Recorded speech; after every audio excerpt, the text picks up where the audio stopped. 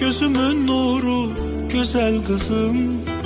Ay benim arzum, dileyim. Sen mənə Rəbbimdən hədiyəsən, gül üzlü beyaz meleğim. Mənim kin olmuş arzularımsan, mənim ömrümə ilk baharımsan kızım. Sen atanın yüreği, göz bebeği, yerde olan cenneti sen. Sen bize göylerden pay verilen Allah'ın emaneti sen.